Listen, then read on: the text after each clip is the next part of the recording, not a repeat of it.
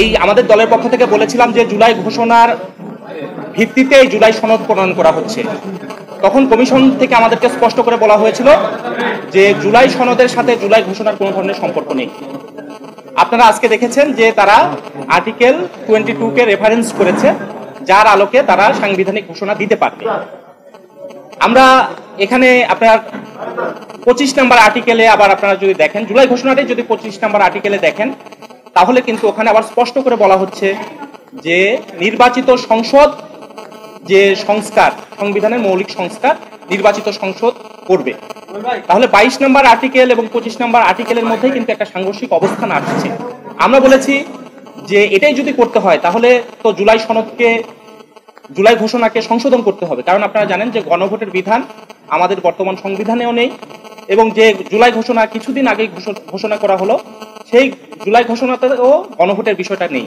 তাহলে এটা আসলে সাংবিধানিক ওয়েতে নিতে হলে এটা কিভাবে কার্যকর করবে, এটা আমাদের একটা কোয়ারির জায়গা ছিল। এবং আমরা এখানে যে প্রস্তাবনাগুলো নিয়ে আসা হয়েছে সেই প্রস্তাবনাগুলোতে এই ধরনের সাংঘর্ষিক অনেক ধরনের অবস্থান, এই অবস্থানগুলো আমরা দেখতে পাচ্ছি। আমরা মনে করি এই জায়গাগুলো স্পষ্ট করা দরকার। আমরা জুলাই সনদ বাস্তবায়িত হোক এটা আমরা চাই, কিন্তু জুলাই সনদ বাস্তবায়িত করার ক্ষেত্রে এটাকে যাতে সুরক্ষা দেওয়ার জন্য ওই ধরনের ভিত্তি তৈরি করা হয় যেটা খুব অল্প দিনের মধ্যে চ্যালেঞ্জের মুখে পড়বে না, এটা আমাদের মূল কথা।